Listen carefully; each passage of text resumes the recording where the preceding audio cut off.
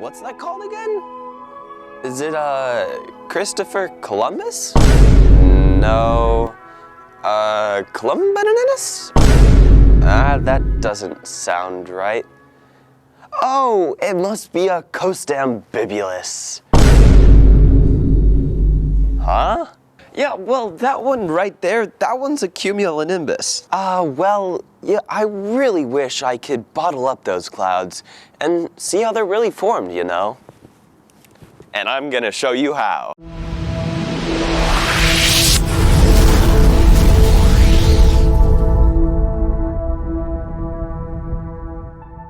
Alright, so clouds. First thoughts that come to mind are giant pillowy masses that look way too much like cotton candy. But how am I going to get that inside of a jar, you might ask? Well, that's a good question. Let me tell you, lean in real close. A little bit closer. Well, you just need these things right here. Wait! Sponsor time. That's right, this video has been sponsored by me to tell you to click that button down below and subscribe. Sponsor time over. Alright, down to business. The items you're gonna need are a mason jar, some water, solid water cubes, the lid to the jar, and some hairspray. And you just whip it up, and would you look at that, you're done. Oh, too quick? Let me slow it down for you. Alright, first thing you're gonna do is get some pretty warm water and fill it up to about yay high on the jar. Next, we're gonna take our lid, you wanna flip it over, and you just wanna put some frozen water cubes right on top. Oops, too much. Pro tip, if you want the ice to get a little bit colder, you can sprinkle some salt on top to get the ice a little colder and to get a better cloud. Then, we're going to spray a generous helping of hairspray into the jar and place the cap right on top. Now, we watch the science happen.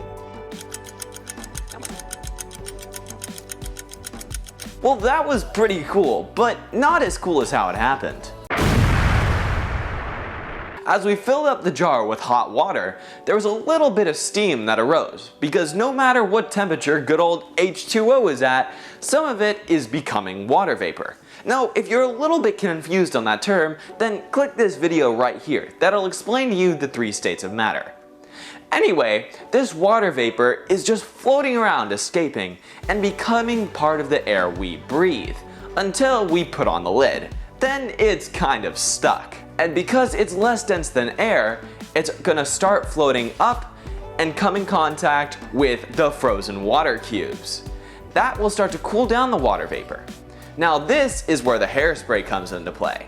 Because if the water vapor cooled back down all by itself, it would just condense back into the water that we started out with.